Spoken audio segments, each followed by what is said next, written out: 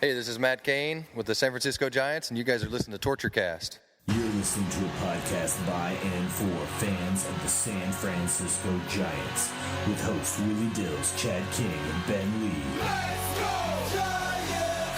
SF Giants! Let's go Giants! SF Giants! Dedicated to the greatest team in Major League Baseball history, the San Francisco Giants. This is TortureCast.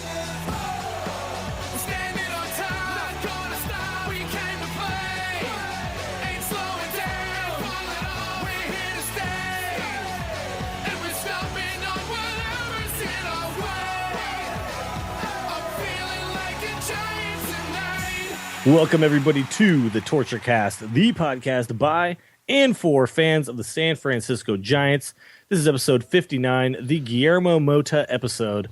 That is right. This episode is pumped up on steroids or cough medicine. We're not sure which one it is, but we're excited to talk about the first week of the Giants. My name is Willie Dills, and of course, I'm joined by Chad King and Ben Lee. Chad, Ben, what's going on, you guys? You know, I often refer to my bowel movements as one shining moment. I don't know where to go with that. I'm done. I'm not sticking around for this podcast, guys. Well, there they are, guys. There they are. There's my co-hosts. Hello. So, guys, it's been a week. Well, I guess a week, right? 7 games. Yep. 7 games down. Hey, today's a day off. Yeah, so, today's a day off. So a week and a day. I was going to say, so I feel like I've gained a couple years of life today because I haven't had to sit freaking out over a baseball game. Although but I will point this out. I missed it. We haven't had too many freakout games yet this season, which is kind of nice as a Giants fan. We had it's gotten close, but it's never gotten close. Well, we had the 8-0 lead. I don't know how else to describe that. Turned into 8-4, which was started to feel a little bit stressful, but ended up being okay. But yeah, we've had some games where the offense is just, I mean, obviously we've come back and won a bunch of games too, which is nice, but we've had some games where the offense has just exploded so far, which is just weird. I just don't know what to make of it yet. And Hunter Pence shaved his beard off. Did he really? I didn't see that. He did. When did that yesterday. happen? Oh, Yesterday. Okay. Which was weird. Yeah, he had a nice scruff going He did. to start the season. Yeah. In full disclosure, I do know what happened yesterday, but I have actually been going through with the writing stuff, and I'm partway through the 4th inning of yesterday's game. Okay. So in my mind, we're still doing a good job, but that'll change as soon as I start it up again. All right. I do know how the game ended. I did look up a little bit of stuff there, but Yeah, that's right. So We're not going to spoil anything. you by telling you that we're a 5-2 ball club right now. I was going to say right. Okay. There's nothing to spoil that Twitter hasn't already spoiled for me 20 times over. You're fine. You can't do this podcast at this point and then try to record a baseball game. It's just impossible now for us, right? No.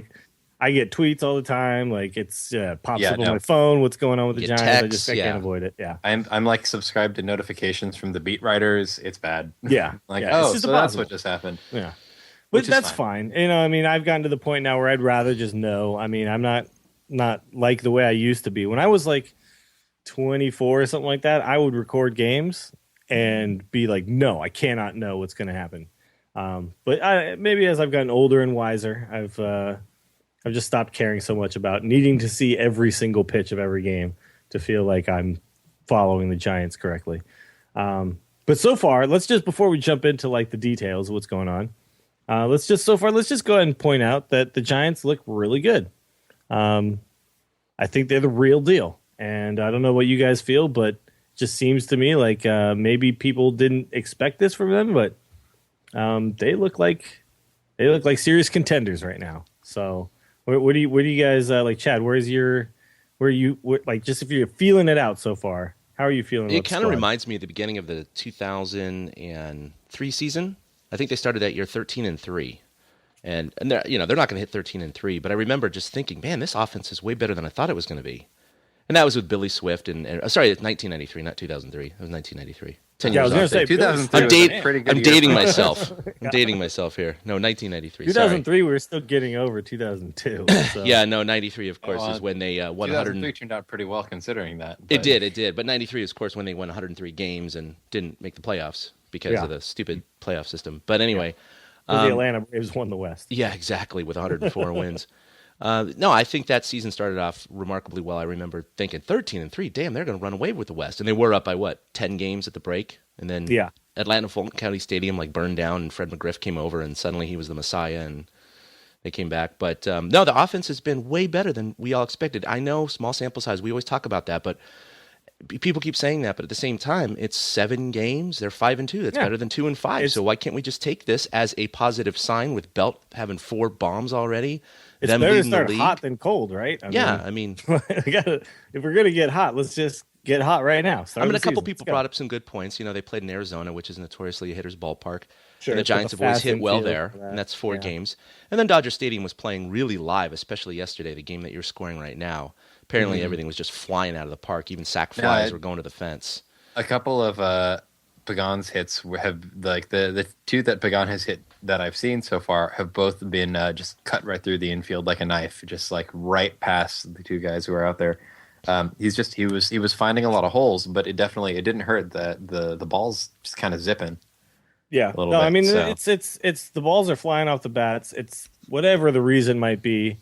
The other team played in those parks too, and clearly the Giants. Well, that's the thing. Offense, I mean, if they have a cold, August night at AT&T against Jose Fernandez, it's not going to be an 8-0 lead. Well, it's not. And it's also the field doesn't spontaneously warm up when one team is at bat. Yeah, exactly. So I mean, they should install that. They should install it. Now, it's fair to look at this as something if you're going to be looking over the entire season as trends, obviously. But if we're looking at a couple of games, and that's all that we have to go on right now, the Giants' offense looks better than most of the Dodgers' offense, which can't seem to fire on all cylinders all at the same time. Yeah, it's not one guy either.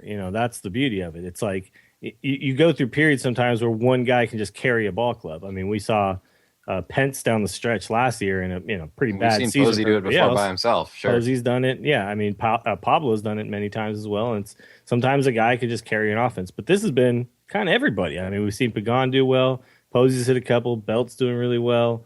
It's just kind of coming from everywhere. Well, right even now, guys that maybe didn't start the season that well, they've been contributing at timely points in the game. Like Pablo, he's hitting 148 right now, but he hit his 1 home run in that 8th inning against Arizona. Exactly, it was a bomb, and it was right-handed. He only hit 1 home run right-handed last year, so he's already matched last year's total. Yeah. So I mean, there's been incidents like that where the Giants have just had timely hitting, okay defense. Michael Morse maybe not, but. But he's also hitting though, so it's fine. Yeah, well, this is what we wanted from him, right? The thing about Morse though is he's almost had no opportunities. How many putouts has he had in left? The first 4 games he had no fly balls. None. And it was really funny because they would switch out, and then boom, line drive to Blanco. Would come in and just line to line. I was like, I don't understand how, but I mean, he does have 6 putouts so far. So he comes out of the game in the 5th inning. It's pretty it funny. varies. It does vary yesterday, in fairness, but they pull him early for a couple of reasons. They're trying to keep him fresh. He had a little bit of an injury before.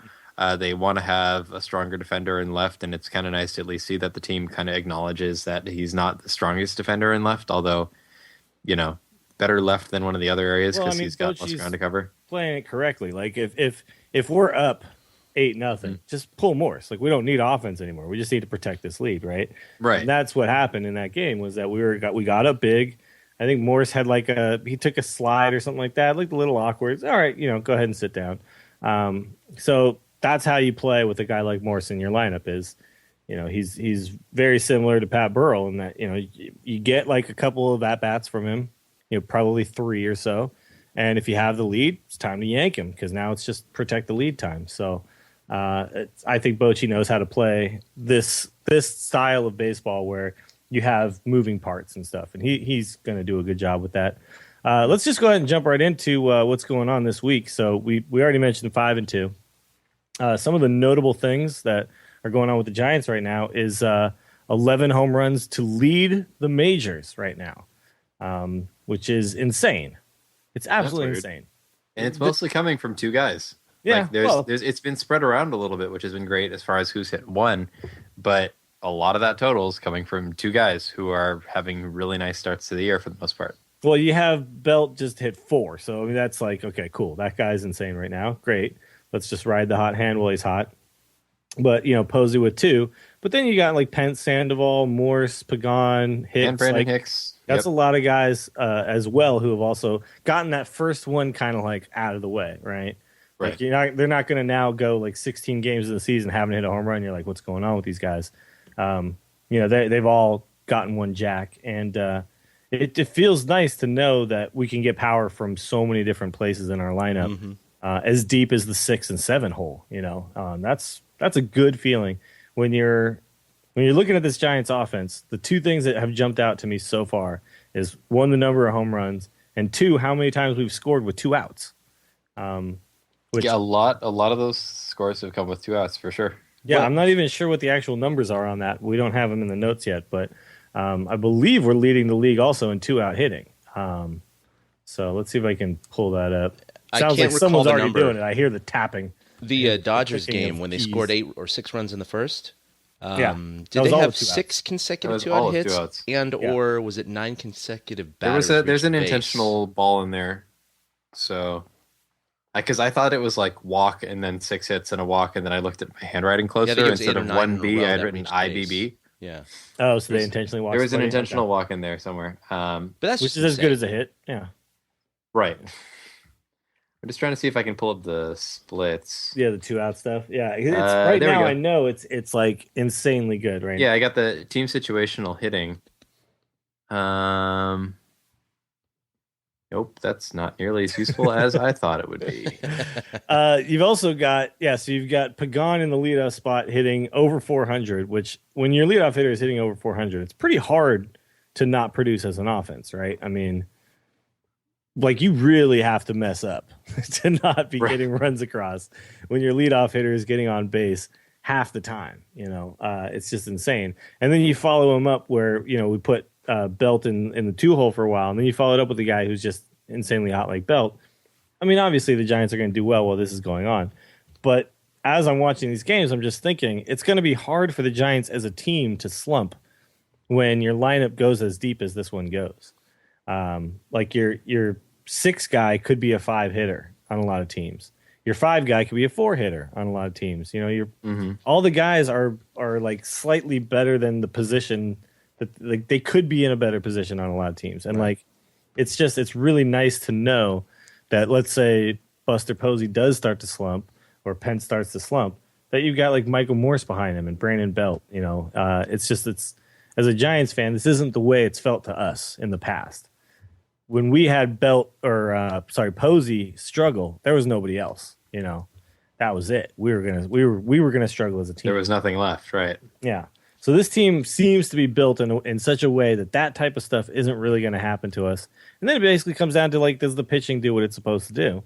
It's going to be hard to be a losing team now. So yeah, right now the Giants are hitting .444, leading the major leagues with scoring position and 2 outs. Wow. So yeah, I should point out that with 2 outs, right now your leader for RBI with 2 outs is Angel Pagan, who's already got 8. Yeah. Oh my God, that's incredible. 8 hits, hits, 8 RBI. 2 doubles, 1 home run, which is pretty big to note because when you're as well. When you're a leadoff hitter, generally your RBIs are going to come with 2 outs because you usually if a guy got on in the 7 or 8 hole, pitcher made an out. Mm-hmm. Yeah, the pitcher made an out or bunted him over, and then it's up to you to do something. You got to get a hit to get the guy in. That's the only way. So that's a good sign. Absolutely, it's a good sign. Brandon Belt, on the other hand, 4 hits and 5 runs, 5 RBI. In 7 games. Yeah. That's in 15 at-bats with 2 outs. So he's had a lot of 2-out opportunities, and 2 of the home runs did come with 2 outs there. Yeah. And then just the few right below him, you got Mike Morse has 4 RBI, and that's in only 8 at-bats with 2 outs since he's been getting pulled a lot. He's got 3 hits in those situations. Wow. And then you've got Hunter Pence, Ryan Vogelsong, and Buster Posey all have Vogelsong 2 RBI. With Buster, yeah. Ryan Vogelsong has 3 at-bats, and 1 hit. One of those is a hit. That little bloop, with 2 outs. Yeah.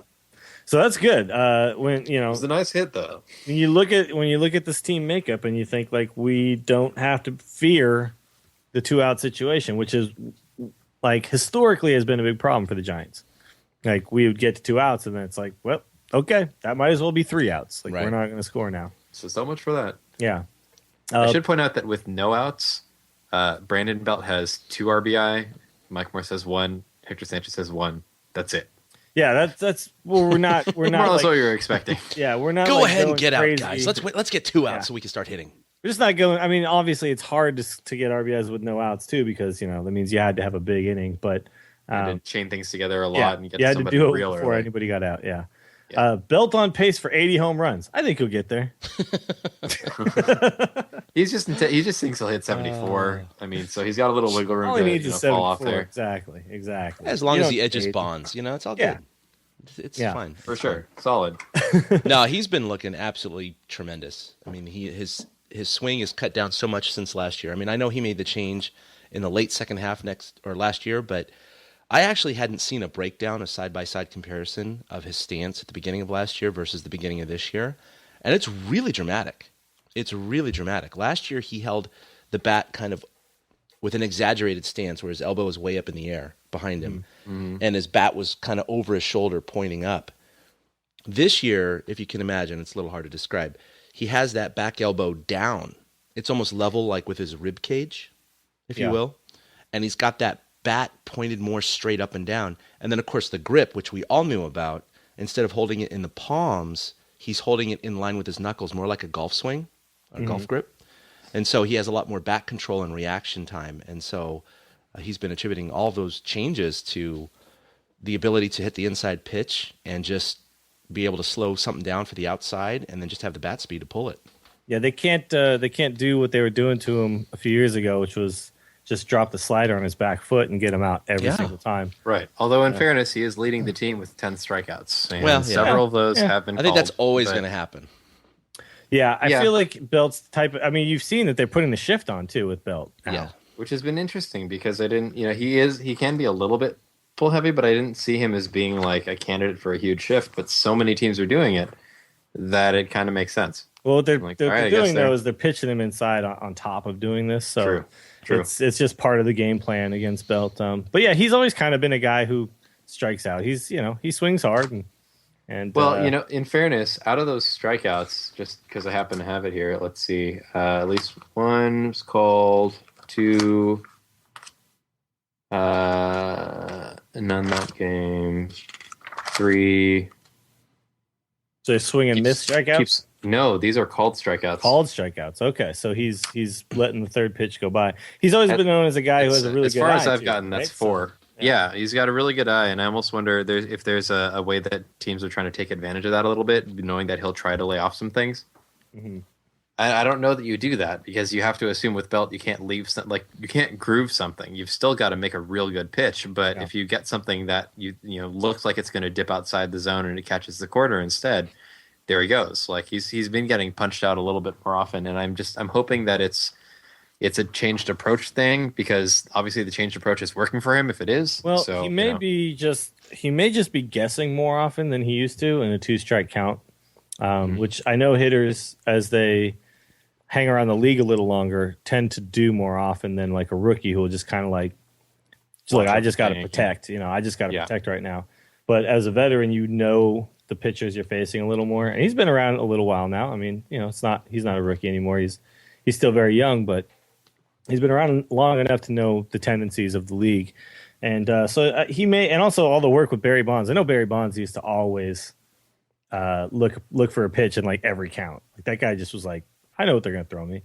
And I know the Giants did work. It's controversial, but the Giants, all the hitters worked with Barry Bonds. So he may have taught them to actually go up there with an approach. I was going to say, you hope that the power lefty talked to the power lefty at some point. I would hope so, yeah. Seems logical. Yeah, it does make a lot of sense when you think about it. But, that aside, I don't think we've also had some very strange some weird strike zones so far throughout the season. And Alan Porter's really kind of bugged me. It was a really tight strike zone. It just was not. I don't know. I was trying to figure out where it was, and I just couldn't. I was like, I don't get this. Yeah, so I wouldn't make too big of a deal of the strikeouts yet. He'll probably have a lot this year, but he'll also probably have a lot of hits and a lot of walks and a lot of home runs and all that other good stuff too. So, what would you be happy with as far as a slash line for Brandon Belt? Yeah, I really would like to see him hit above 300 this year, and I'd like to see him get 30 and 90 to 100. Yeah, 30 would be pretty incredible. I think he can do it. I mean, start off with he's certainly 4 showing some first signs week. that he could. Yeah. But I definitely think he could do it. I think. I think this is the year for him to do it. I was thinking something sort of smaller, but not by a lot. I mean, I was definitely thinking like 290, 20 to 25, 80 to 90. I just think that if this is like your breakout year, then this is like very realistic to have it be that type of year. Yeah. That's a good point. Yeah.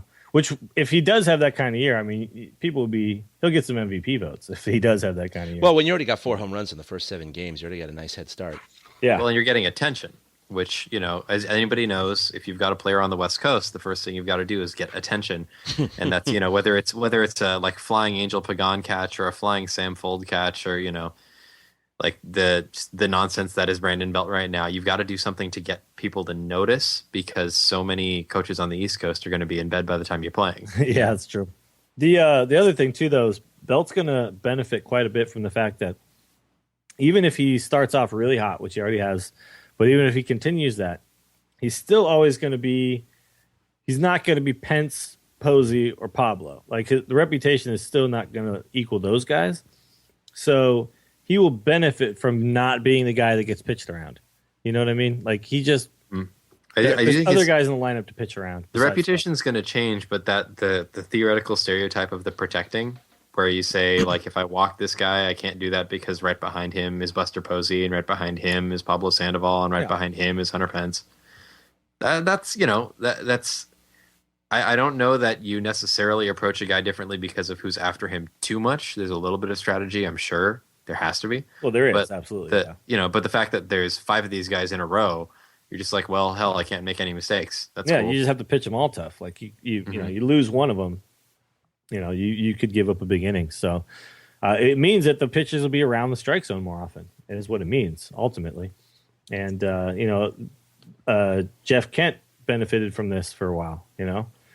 We've seen a lot of guys on the Giants benefit from this type of stuff for a while, and now Buster Posey is the guy who gets to help other people out by being a former MVP. So let's talk about the pitching. Starting pitching, I will say I think it's been fine. It hasn't been like bad, but I've been a little bit worried about a couple things. It's adequate. It's adequate. Right. Obviously, Hudson's start was just a breath of fresh air. I mean, it was like incredible. Yes.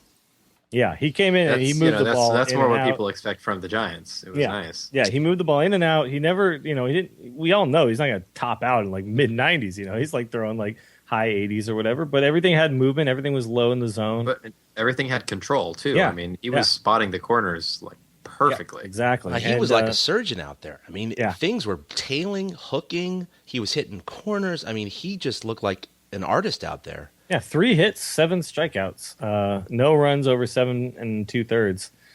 It was phenomenal. I mean, it was it really was like kind of like his coming out party as a Giant, and he did it on his first game ever. So And in Arizona, yeah, not an easy park to pitch. not in. AT&T, and he's going to have the home opener Right. too. By the way, tomorrow. Started off with a hitter's park and just kept the ball low. The one guy that's though, what Tim Hudson does. the one guy that has potentially kind of outshined Hudson so far has been Madison Bumgarner because, well, we all expect Madison Bumgarner. He is our ace right now, but he's had now 2 starts. Unfortunately, He got into trouble on opening day. he got in a little trouble there, and he got pulled fairly early as well. But we won the game; it was fine.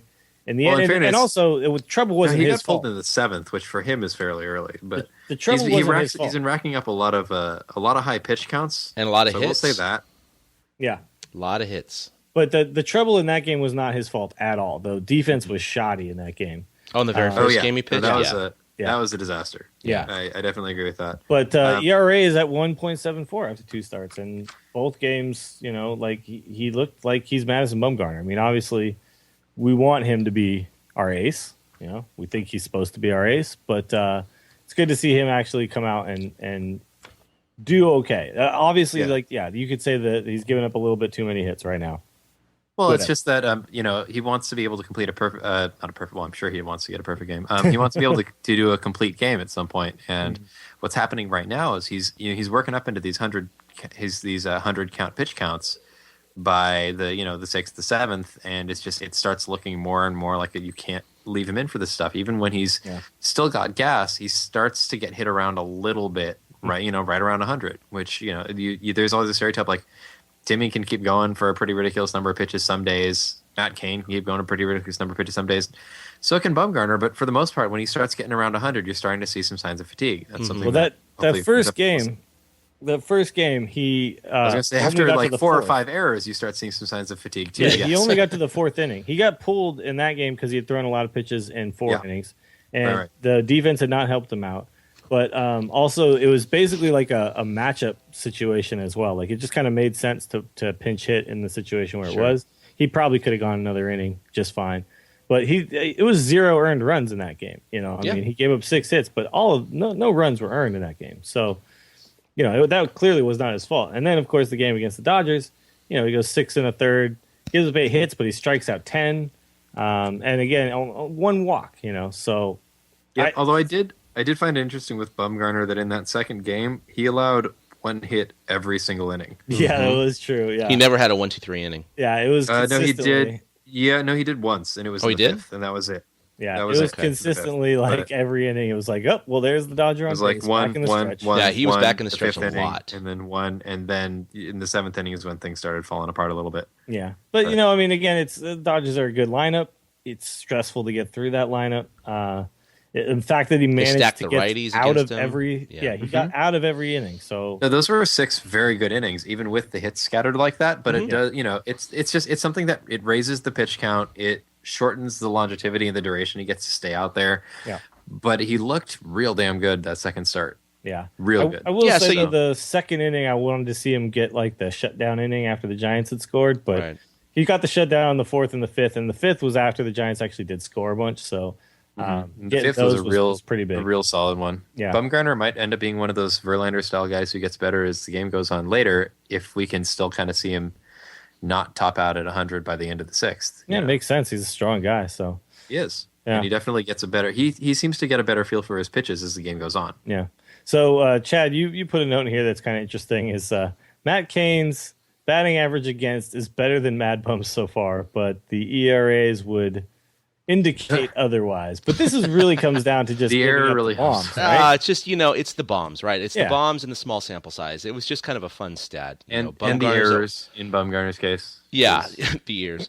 174 for Bum, and Cain's now sitting on a 5.73. Yeah, they have 10 and 11 innings pitched, so it's nothing so far. But MadBum against him, hitters are hitting 311, and that doesn't really account for the errors, right? Because the errors count as an 0 for 1. So even though the hits per inning might be higher because of errors committed by your defense and walks per inning and the whip and all that, the ERA or the batting average against is not affected. So it's also a big factor that Madison's gotten 13 strikeouts to Cain's 5, so he's getting 13 and 10 exactly, and Cain's only got 5 and 11 and 295. So they're close. I just thought it was an interesting stat because MadBum, you look at his ERA and you're like, oh my god, he's dominating, and he is. He's pitching situationally. He's giving up a lot of hits in non-significant situations. Yeah. A lot of leadoff singles, a lot of 2-out singles, that kind of thing, where it's raising his batting average against. He's just picking his spots to maybe, lose concentration. But once the bases are loaded or 2 guys are on or whatever it is, he seems to bear it down. Matt Cain, on the other hand, gave up 3 gopher balls yesterday. And this is just everybody suddenly on Twitter, of course, is exploding like, oh, this is exactly what happened last year in the first half.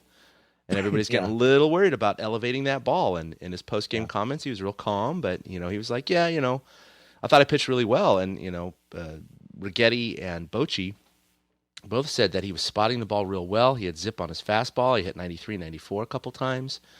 His control was good, but he just made 3 mistakes. They kept saying that. He just made 3 mistakes. It's like, well, 3 mistakes in a Major League Baseball game is a lot. Yeah, it is. That's a lot. I mean, you make 1 mistake, and that can be the ball game in a lot of cases. Yeah, it was just like Lincecum start, and you right? make 1 mistake. That's I mean, Lincecum said the same thing. They said, he only made 2 mistakes. It was 2 2-run home runs, and it's like, well, okay, yeah, but there were runners on base each time, and each time was 2 outs, and suddenly your ERA instead of being 0 is 4.5. So exactly. You can't just keep, I just made 1 mistake. I just made 2 mistakes. It's like, well, yeah, but if you keep doing that every game, that's going to be an issue. How did you guys feel about Vogelsong's start? Because I know he pitched with a giant lead, so it it was tough for him to really screw that up. He was great in the first 3 innings. Yeah, it just looked like he just faltered all of a sudden out of nowhere, and Everybody was talking about it. I was watching that game. He looked like vintage Vogelsong. He really did. He was hit 93 on the gun a couple times. He was pinpoint control. He was looking great, and then it just fell off the table. He literally just one inning. He just lost everything. yeah, It almost seems like it's not durability per se, but just health. You know, I mean, Vogelsong has kind of been on and off a little bit, and just the how long he can last into a start stamina wise. Yeah. It seems like it's they may need to build back a little up to bit. that. You know, we're one Vogelsong start in fairness, but he tries he could not get out of that fourth, and things were kind of awkward there, or out of that fifth. I'm sorry, wrong inning. But you know, it's you get handed an 8-0 lead, and you can't even pull a 5 and dive. It's kind of like yeah. It's too bad though, because he doesn't get the win, right? You know, it's right? Like, no, and I mean, that's the problem. yeah. But he Boch contributed. tried. He should have had that win just because he hit a single and knocked in 2 runs. Knocked in 2 Yeah, runs. right. And I mean, He was that part is of the something to rally. be proud of. Maybe right that was there the for problem. He had Vogelsong, to be I on the think. base paths. and I was stuff. cleaning my garage at the time, and they were up 8-0, and you know he allowed a couple hits, and suddenly it was 8-2, and then 8-3, and suddenly the switch is made, and a couple hitters before, I was like, nah, you gotta keep him in for the 5 and dive. You have to. He's got to get this win. Just get anyone out there, man. Anyone could get a 5 and dive here. He's just got to do one more inning. Just get a couple batters here. And he just couldn't do it. And when Bochy finally made the move, I had to agree. I mean, it's one of those games you just cannot let get out of control just for the sake of getting a win for your pitcher. You can't do that. You got to win a game. I mean, that game was it was a big game against our division rival, and we had a huge lead. You can't squander that. You know. Well, and I think they had the right attitude towards what was an underpowered and yet at sometimes was a very convincing Dodger lineup. They didn't show a lot of consistency, but when they showed flashes, they were flashes. Yeah. So all right, so let's move on to the big question, and this is actually an interesting one. I'm not really familiar with how bad his injury is, but big question: is Scudero even going to play this season? We did over-unders. How bad is he right now? Well, no, I'm serious. our over/under was at 100 originally. Yeah. Originally, it was 100. Most people were taking the under, thinking like maybe 80, like half a season or whatever. Yeah. But his back injury is so unknown right now. It's No one just really a strain, understands right? what's going on. It's just a lower back strain. It's a lower back. Well, it's a combination of lower back strain and just Marco Scudero has done a lot of really terrible stuff to his back over time. Sure. You know? Sure. It's probably Holiday's fault, right? I mean, Yeah. we can all I'm sure there's some way Maybe that if we he can had a blame leg Holiday for injury, all of this. I'd blame him. That guy. But with Scudero, like it's not just that he has this back injury; he's done multiple shots for it, and it's not getting better. Yeah. Yeah, after a certain point, if he's in on multiple shots and it doesn't seem to be helping a ton, you start looking at that and going, so this isn't something we can take care of with just an anti-inflammatory or it's just a pain reliever or this is something it's starting to sound kind of deep-seated. So This is kind of sounding like one of those Freddie Sanchez. Yeah, because that's what Freddie I'm scared Sanchez of a was little always bit, like yeah. a couple weeks away, right? And then it's just like a couple more weeks away. Everyone was and convinced the Freddie was end of going to the play season. again. Right. whole year. And Yeah. he just never did.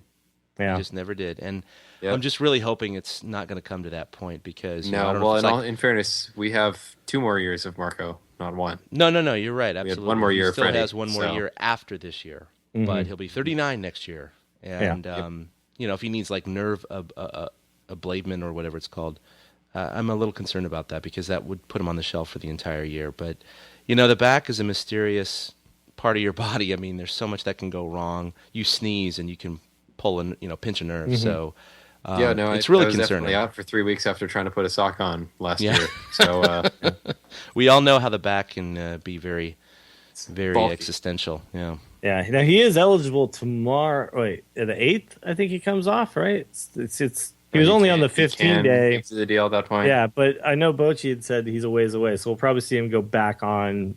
Well, I think the real we won't really know until we see, do they put him on the 15-day again, or is this like more serious? Mm-hmm.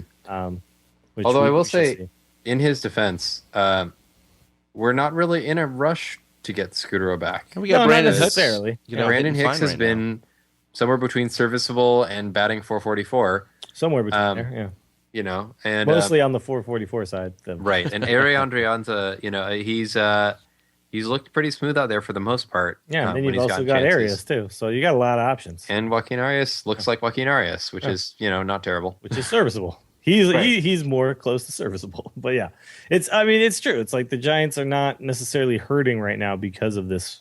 No. This would we be better with a fully functional Scudero in the lineup? Sure. I mean, well, Adrian's is batting 083, so he's not answering the 1 for 12. call at the plate, but he's a fantastic fielder, and I don't think he's going to hit 083 for the year. So, No, I mean, not 083. No. We're pushing below Brendan Ryan territory.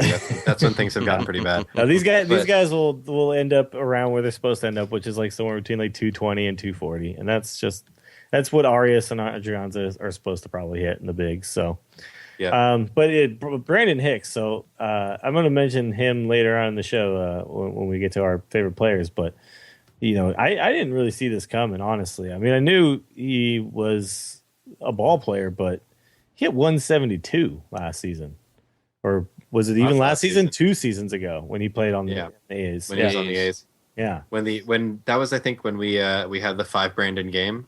Yeah, yeah, and that's in the American League, where the ballparks are a little easier to hit in, and generally people hit a little better. So, true. Although Hicks had, it was 22 games that season. In fairness, Hicks really didn't have it wasn't a huge one. He didn't have a ton of time playing, but at the same time, that's 172 in 22 games. Yeah, yeah. All right, let's play some armchair manager here. I actually, there's a couple of things I want to put into this. Yeah. A couple of things I want to put into this segment. All for the lefty. Future shows, because I have a few things I'm disagreeing with Bruce Bochy right now, but this is more armchair general manager right here. Yes, it's armchair GM. Yeah. So we talked about this a little bit on the really comfy armchair preseason show, but sign Pablo for 5 more years. We know that that the Giants and Pablo have reopened discussions after it seemed like maybe they were too far apart and they just kind of stopped talking. But they've reopened discussions to try to get a deal done before Pablo hits free agency. And apparently they're still not seeing eye to eye on the number of years and how much money. Pablo wants 5 or more, and I think the Giants are still they want 3 or 4. So where do you guys stand on this? We talked about it on the preseason show, but now the talks have that was before the talks had they'd been closed at that point. Talks have reopened. Chad, what's your take on the situation right now? It's kind of like overpaying for anything.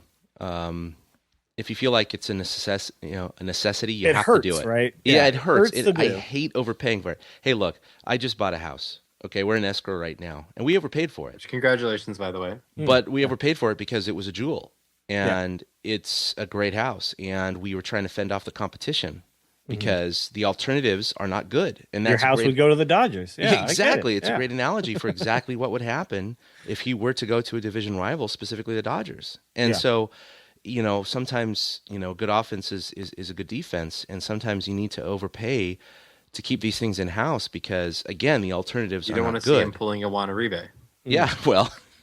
Although, frankly, not as if Juan concerned Uribe pulled a Juan Uribe, I was not nearly as upset. But Pablo doing it, not great. A little different, yeah, exactly. It's my opinion is that, Pablo would be better than Juan Uribe in a Dodger uniform. So it's just one of those things. Plus, they had Pablo, right? They did when they lost Juan Uribe. They don't have a second Pablo in the minor leagues. So it's true, yeah. I remember watching this guy in San Jose in 2008, 2009, and even then there was a lot of buzz around him, and he was a catcher at the time. Yeah, I remember I was at his first game, and he was a catcher, and he went 3 for 4 or something like that. Yeah, it was crazy to be, in San Jose, which is just a few minutes away from my house, and seeing this dude behind, the dish going, oh yeah, this is that prospect, Pablo Sandoval, he's always kind of fat. No, but he's a catcher, whatever.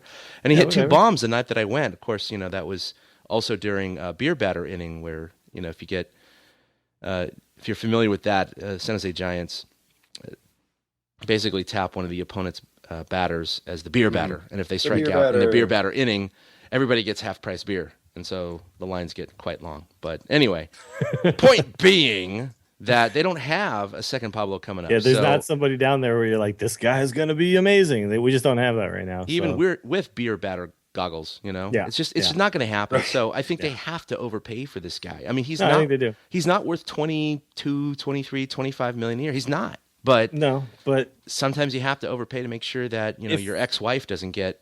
If it's 5 years at 90 million, which is what the Giants gave Pence, it's not 20. No, that's 18. It's 18. Yeah. So it's fine. I think that's They've been fine. talking about Pence-like money. And here's the thing: is that even if Pablo does what people are afraid he's going to do, which is like just gets fat again. Now he's got his big 5-year contract, right? Which I don't think he's going to do. I mean, I think obviously the weight thing is not. I don't think the weight thing has to do with like he's just a lazy bastard who just never he's just a guy who struggles with weight. Boned. No, he's just a guy like some people in life struggle with weight. It's a hard thing for them, and he has to work like incredibly hard to not have it be a super issue. He's shown that he has the ability to do that. But even if he does slack off or whatever it is that makes him gain weight, I think he will always have value as trade bait if it comes to that.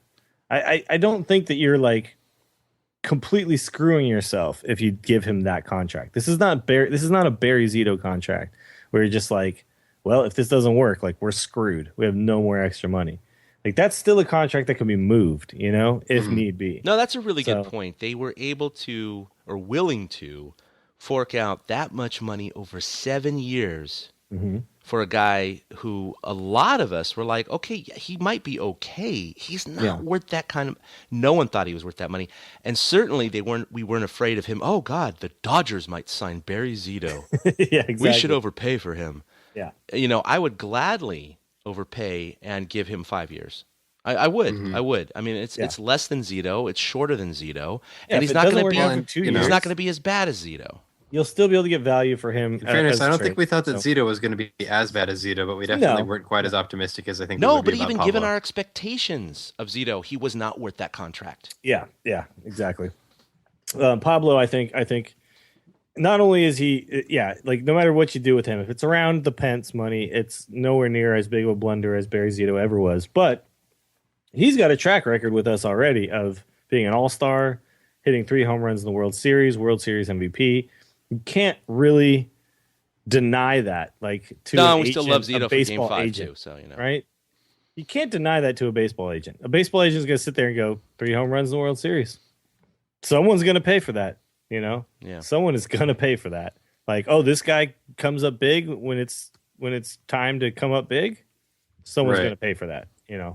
Right, and there's no way that the Giants don't see that, but at the same time, like you gotta work the negotiation. Yeah, I think right now both sides know. I don't think it's getting done until like the last month of the season or something like that. Yeah, I think both sides want this to happen. I just think they're both doing what they're supposed to do to try to get the best deal for their side.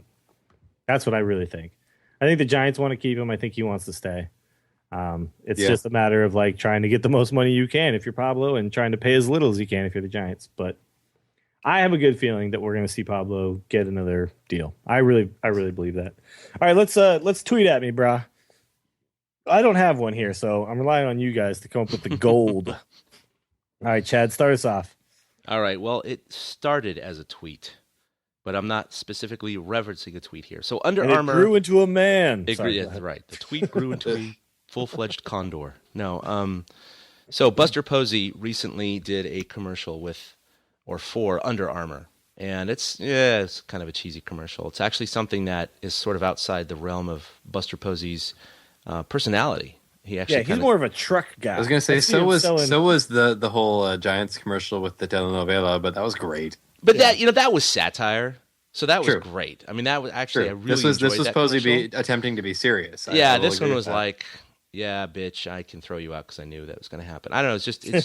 It doesn't match Posey's attitude. But anyway, it's more there's more ego than he's really ever shown. That's what I mean. So it's like I know it's Under Armour, and he kind of just agreed to it, saying, "Hey, I'm getting paid, $250K for this. Sure, I'll do it."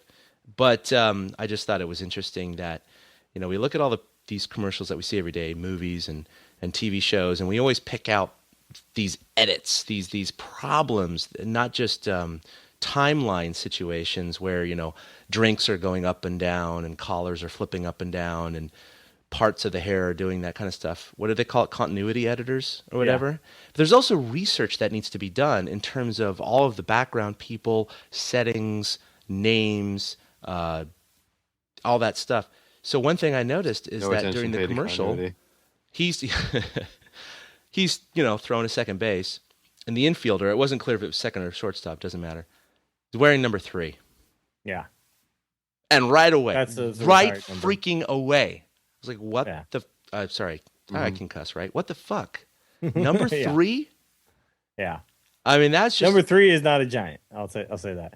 Also, it's pretty clear that he's throwing out he's throwing out Barry Larkin. That's clearly who he's throwing out right there. He right? certainly is a Barry Larkin lookalike. Go back and watch that. There's no doubt about Barry that. Larkin I thought the he's same throwing thing. out. He looked like a Barry Larkin lookalike. But anyway, again, point being, you get all these guys out there. You have all these numbers available to you, and you slap a number 3 on his back, and no one realizes that is Bill Terry's retired number. Yeah. And no way any scrub in spring training is going to be wearing number 3. No. And so it's one of those moments that just takes you out of the moment, just like when you watch a movie or TV show where you're like, all right, I'm, releasing my belief here. I'm just going into this comic book movie, when I know people can't really fly, but I'm just giving that up. But then when you just see things like that, it just really pisses me off.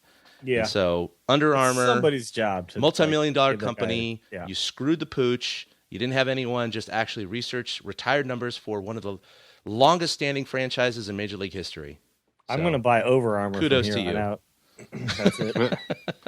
Because you're over Armour. People are yelling at me going, what the hell? Who cares that he's wearing number 3? But you know what? To me, to Giants fans, that means something. Matters, yeah. He might as well have just been wearing number 24. Yeah. I mean, seriously.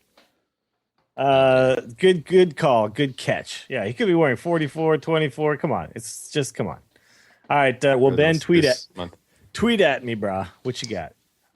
So I got a kick out of this one. The Mariners and A's got rained out, which is hard to do in the Bay Area. It was certainly coming down a little bit, but it had stopped for the most part by the time they announced the rain out because the condition of the infield was poor. Okay. The infield. Okay. So Sean Doolittle made a really good point. He said, the weird thing is that our stadium has so many tarps in it. Hashtag rainout. So somebody just didn't know where the tarps were or how to release the tarps. Gee, or how guys, to track them across the field. we should think about putting out tarps. It looks like it's gonna rain. Whoops. Yeah, it just there's not. Oh well, Wendy made a really good point as well. Wendy Thurm pointed out that in newer fields the drainage is better. Mm-hmm. So this still might not have been the same condition. Mm-hmm. Because a newer field would be able to handle that kind of water better, even if that had happened, just based on the amount of time that was left until game time. Yeah. But at the Coliseum, you can't do it. And so the Mariners are going to make up the game in the future. I mean, they are obviously their division opponents, so they'll be back. But it's just like this was largely avoidable. And somebody just didn't think to avoid it. I knew it was going to rain a lot that night. I had to go out and cover the barbecue, and that was my tarp, right? I was tarping the barbecue. Right. And as I read into this story a little bit more, it's not just like they have an intern who looks at weather.com and says, hey guys, it might rain tonight. We might want to put the tarp out there. They actually subscribe. They pay lots of money for a meteorological service.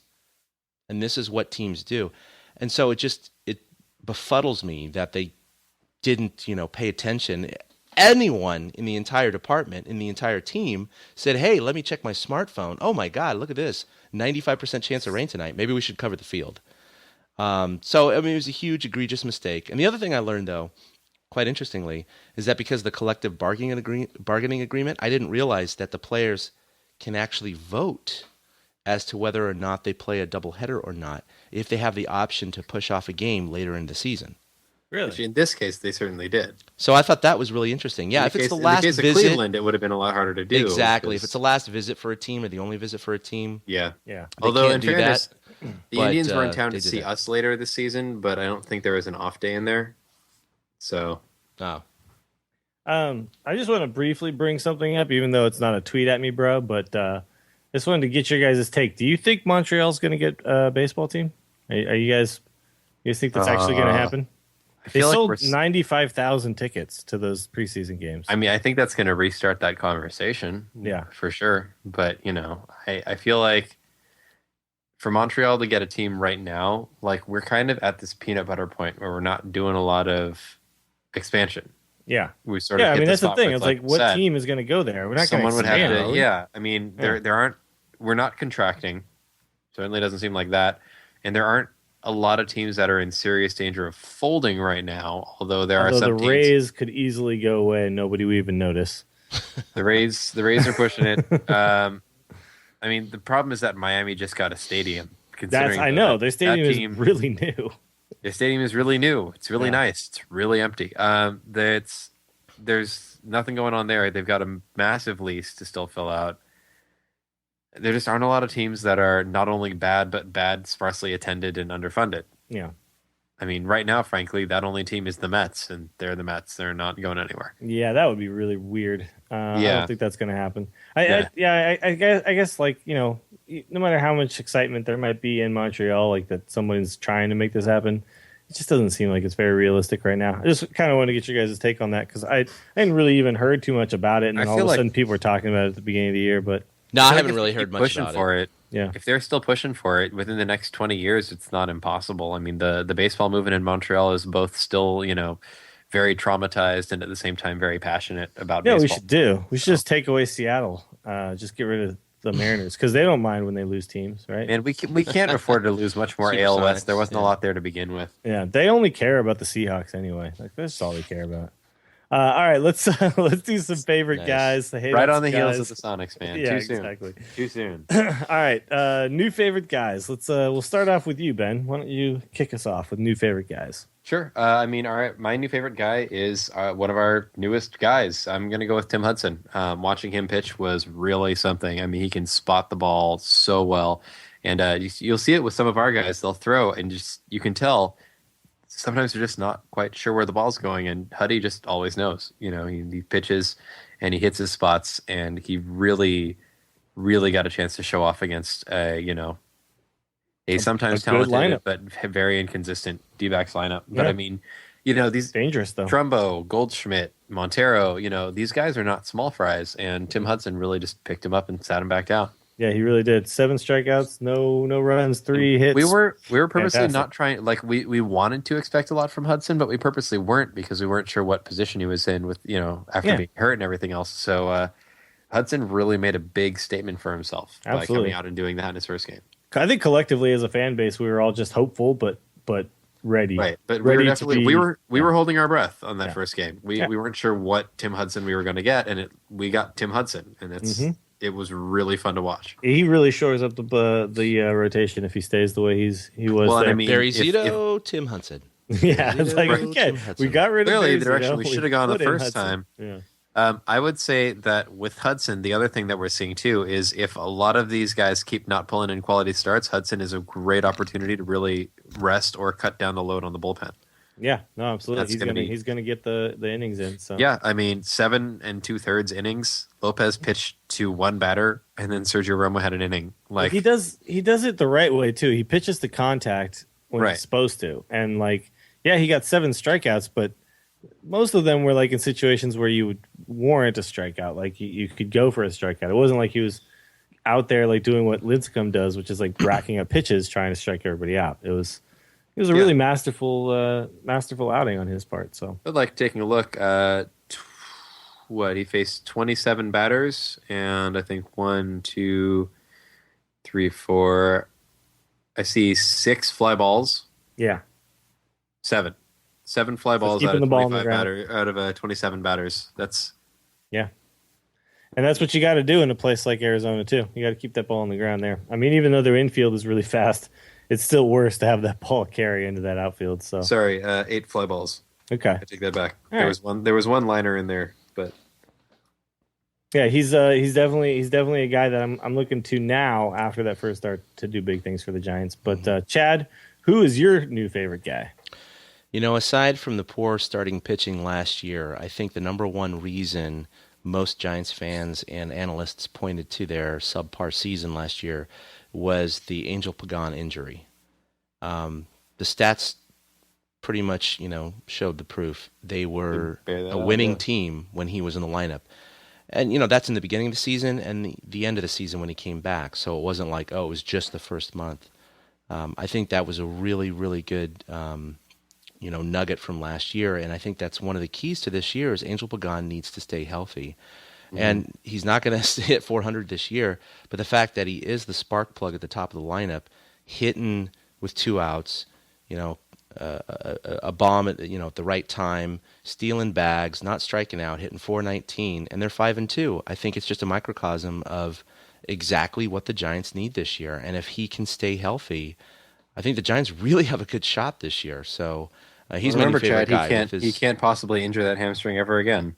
Yeah, well, no, he told you himself. That was actually really interesting because I'd never heard that before. And just in the off conversation we had during BP, he's telling me all this stuff. I'm like, crap, Baggerly probably doesn't even know this shit, but, it was all off the record and everything. But, yeah, just to refresh that conversation, he basically said, well, the surgery that they did basically is going to prevent that particular hamstring muscle from ever being pulled again.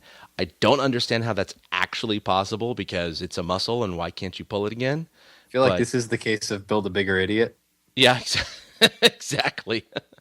Yeah, we'll just tell Angel he's going to be hamstring pull proof. Yeah, go for it, Angel. You're good to go, man. Go ahead, just run as hard as you can. Run them bases. Yeah. Come back here and give us money when you break it again. Those greasy locks flowing as he's diving for balls in the outfield. But he looks really good. Some of the catches he's been making and some of the defense he's been playing in center field, other than one route he ran yesterday at Dodger Stadium, he's been just money.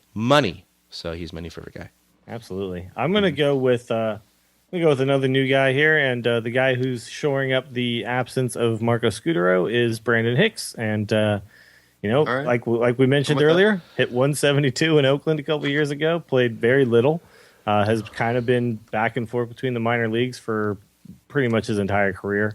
He had a small stint in Atlanta and then the small stint in Oakland, so still, a guy who doesn't have a lot of experience at the big league level, but the guy is he's not particularly young. He's 28, nearing his 30s. Yeah, so late 20s, and but what he's done for us so far this year is just hit consistently. He's raking even off the bench right now. Yeah, he's taking walks. The pinch hit home run, I think, was his first hit of the season. My thing was, I think that he came off the bench and he took his first appearance as a Giant. He took a pinch hit walk. Oh, that's yeah. That's hard. That's good. Yeah. That's the kind of at bat you want to give when you're pinch hitting. So, it's 2 doubles, a home run, and a couple RBIs, and he's hitting for power. So I pointed this out on the Twitter account, but I gotta say this. So, on April 5th, the 4th inning, Michael Morse hits a solo home run. Mm-hmm. Brandon Belt grounds out. Brandon Hicks grounds out. Brandon Crawford grounds out. I just want anyone to tell me what the last time was that all 3 innings or all 3 outs in an inning were made by guys with the same first name. That's anybody. Like a weird. I bet you Eric can tell you that. I'll bet you he can figure that one out for you. If anybody, it's going to be Eric, Mac, or the Elias Sports Bureau, because I don't know who else we can turn to for that one. All right, let's stop loving on people and let's hate on some people. We'll start with you this time, Chad. Who are you going to hate on this week? I like your pick, by the way, because that was what I was leaning towards. But Matt Kemp, he's one of those guys who he has talent, but he's been so often injured over the last couple of years. You just think he's lost a little luster off that shine. You just think maybe he's heading south. Maybe he's just not going to be the guy that he used to be. And then he comes in. It's all wishful thinking. Yeah, yes. The MVP candidate that he was, yeah. Exactly, just a couple years ago. And now suddenly he's hitting 2 bombs off of Matt Cain. So that just infuriated me, despite the conditions and the ball carrying out of the yard. Yeah. Despite the fact that we know he's a really nice guy. We all know that. Oh, he's a really nice guy, giving his uniform and shoes to, disabled children and all that stuff. So, but but hitting 2 home runs off Cain. Come on. Why are you doing that? I'm trying to earn your money.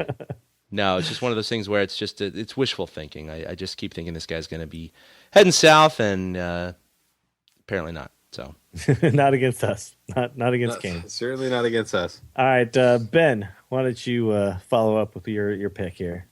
So just when you thought it was safe to hate on Clayton Kershaw, suddenly up comes Zach Greinke. The Dodgers really have like minimum 2 aces right now. They really do. They're a terrifying rotation on paper. Well, they pay them both like aces, so except maybe Paul Maholm, but they are a devastating pair, and it was one of those things where you remember everybody was saying, "Oh, this is good." You know, Clayton Kershaw is hurt. Like you never root for the guy being hurt, but if we can take advantage, that's great. And then I looked at the pitching matchups and I said, "That's right, we aren't going to see Kershaw this." Oh, Zach Greinke, and this was the matchup that I had been kind of fearing the whole weekend. You know, you hit Hyunjin Ryu, and he's good. He's certainly good. But we managed to break through and get to him. Then you hit Paul Maholm, and Paul Maholm can be good, but he's a flash kind of guy. Like it'll come and go. He's a very quirky fella. Not as weird as Ian Snell, but he's very quirky in his way. But then you hit Kershaw, or then you hit Greinke. See, I'm not mixing them up. yeah. It's that bad. Then you hit Greinke, and Greinke has a really strong competitive spirit. He wants to be the best at just about everything. He has so much speed differential in his pitches, and he's showed some really nice control on Sunday, and we just kind of looked like we didn't know what to do with it. Yeah. And he's so rough, you man. know. He's rough. He's been consistently rough now for a long time. We just haven't had to deal with it much because when he was a Royal, we almost never had to face him. Yeah, and then last year he was hurt for a little bit of the season. We kind of missed him early on, and then he went 15-4. So you know, yeah, it's kind of insane that the Dodgers have that 1-2 punch over there, and from the left and right side too, which is yeah, they have a hell of a tandem in those two. All right, I'm going to go ahead and hate on the guy I think we all wanted to hate on, which is Yasiel Puig. So easy though. Yeah, he's just such a douchebag. Like you're really reaching for low hanging fruit here, Will. I am, but expecting you to work. Someone a little had harder. to do it. But you know, yeah, all right. We'll keep with the theme of hating on the Dodgers, and we're gonna hate on Puig. I mean, the guy is just a chump, dude. I don't understand. Like, you can't have this attitude when you've got one season of baseball in the books. Like, you just can't. Like, I don't care how good you are, but like, from showing up late to pretending to be hurt to acting like it's pretty clear that like in the dugout, the Dodgers don't really like the guy. You know, it's like they put up with him because they know they have to. But I mean, Mattingly himself has like openly said, like, yeah, I don't know what the deal with this dude is. Like, I don't know what to do about this guy. You know, he says like every time he acts hurt, I don't know if it's real or not. Like, and that's not a good thing to hear your manager say. Like, if you heard Bochy say that about somebody on the team, like, I would just not be a fan of that guy anymore, because you know how bad it has to be for your manager to say something like that. For a player's manager like Boch to actually outwardly say something about you, you have screwed up. Yeah, and I think Mattingly's a guy that the players want to like. He's a player himself, you know, really. Yeah, good he's Donnie Baseball. I mean. But he's coming out and saying some stuff that's just like, okay, so I'm not just imagining this. Okay, this is legitimately what this guy's all about, apparently. So I hope for his sake that he like just kind of gets it just shrinks that head a little bit, because he just thinks he's too good for his own good, is what it is. Yeah, it's going to be an interesting year for Mattingly, because he has to manage 4 starting outfielders. Yeah. And guys who are supposed to start. Yeah, he's always going to bruise an ego no matter what, unless someone's injured.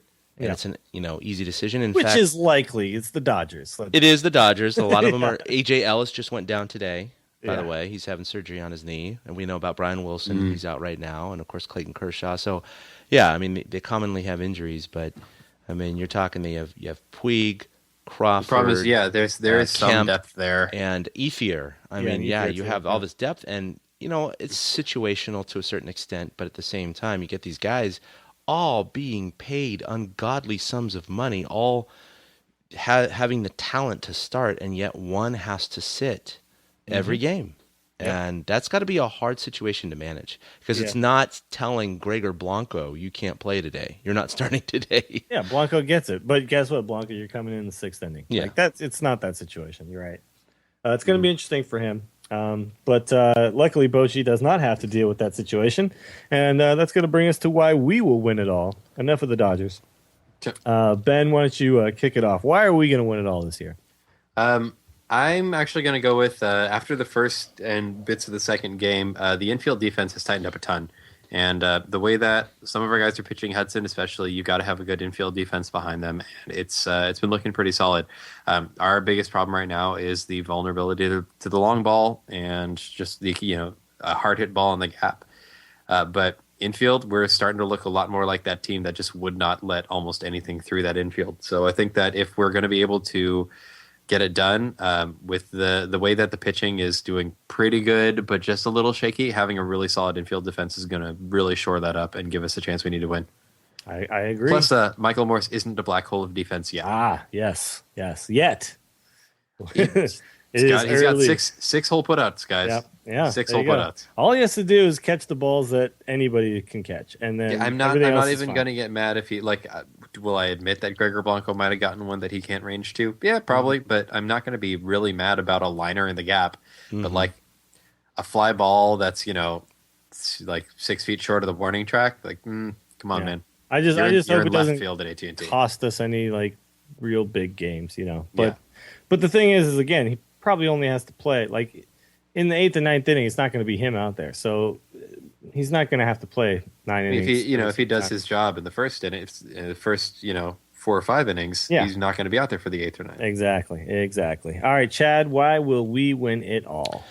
If the San Francisco Giants lead all of Major League Baseball in home runs for 2014, we will most definitely win it all, because that's just a fallacy. Will never happen. So it's a pipe dream. But no, look, I mean, this team won 2 world championships with barely hitting any home runs, riding the back of their timely hitting, defense, and pitching. So if they somehow could pull that out this year, that's just like having superpowers. So I think they would. They would just run away with it, right? Yeah, win the West by no contest by 15 games. Sweep every series, and that'd be it. So I think it's clear. Yeah, that would be pretty fun for me. I'm going to go with Tim Hudson as the guy who solidifies the staff, being the reason that we will win it all. I mean, it's not like he has to win. He doesn't even have to win 15, but what he has to do is win 10 or more and basically improve on what Barry Zito did every year by 5 games, which is well within reality from a guy like Hudson. I was going to say, if Hudson looks like what we're seeing now, yeah, if he stays consistent throughout the season, winning 15 is a pretty simple. That's something that we can fully expect. If he doesn't and he gets hurt or whatever, I think we still see 10 to 12 pretty solidly. And if he does that, then it's not 7 and 15 or 5 and 12 or whatever. Barry Zito never had really great. I mean, he had the one season where he was 12 and 12 or whatever it was, or 10 and 10, and we were all happy about that, Or he had the season where he won 15 too, right? Or he won 10. Well, I can't remember now. I don't know. I'll look it up. Anyway, if he just improves on what Zito, some stuff, and if he just improves on what Zito gave us for 7 years, then that's just really all we need. Really. It is. It really is. So hopefully that's where we end up. Yeah. So 2012 he won 15. Zito, 15 and 8. That's right. In 2012, Hudson was 16 and 7. There you go. And then in 2013, Zito was 5 and 11. And 2010, Hudson was 9 8 and 14, 7 with an injury. 10 and 17, 10 and 13, 11 and 13. It's just okay. He had a losing 9, 16 and 10, 16 and 7. So amazingly, with all those terrible numbers for a career, Zito is a winning pitcher. That's how good he was. He was that good when he was an A, though. Yeah. He really was. 23 and 5. Wow. All right, so that's going to do it for TortureCast. Thanks, everybody, for listening to episode 59, the Guillermo Mota episode. I want to make a note that all 3 of us are going to be at AT&T Park on Thursday against the Diamondbacks. may or may not all be in the press box for the entire game, we'll but all we'll be kind around. of be spread out. We'll be in the park. We'll be around. We'll be at the park, and that means Tell us also if you're around of course, anyway. Yeah, if anybody's there, tweet at us, say hello, and also that means that Zeke's will happen post game. So yes, everybody come and get drinks with us. Zeke's bonus ode of the year. First bonus ode of the year is coming this week. So looking forward to that a ton. If you want to follow the TortureCast, you can do so on Twitter. It is at TortureCast. You can also follow each one of us individually. Chad is at ChadK21. Ben is at Fried Duck. And I am at Willie Dills. Also, check out TortureCast.com. Ben just put up a nice little story there, and I know that there's going to be more to come throughout the season. Article, Ben. So, check that out if you want to Chad follow and I have the both blog. been doing a little bit of reviews of each series, so it's what how much gets done or who does what is going to depend on who's got any brain power on a given series. Yeah. But should be more activity this season than there has been previously, and I want everyone to go check it out. And also find us on Stitcher, find us on iTunes, all of that good stuff. If you're listening, you probably found us one of those places already. Anyway, that's going to do find it us for us. Other places. Yeah, find us all the other places. And Facebook as well. And that's going to do it for us, for me, for Chad, for Ben. Go Giants. Boom. A big thank you to everybody for listening to the TortureCast, the podcast by and for fans of the San Francisco Giants. Follow us on Twitter at TortureCast. You can also like us on Facebook or check out our blog at TortureCast.com. I also want to say thank you to Ashcon and Bailey for letting us use their song Feeling Like a Giant for our intro. For Ben Lee and Chad King, my name is Willie Dills saying, we'll see you next time.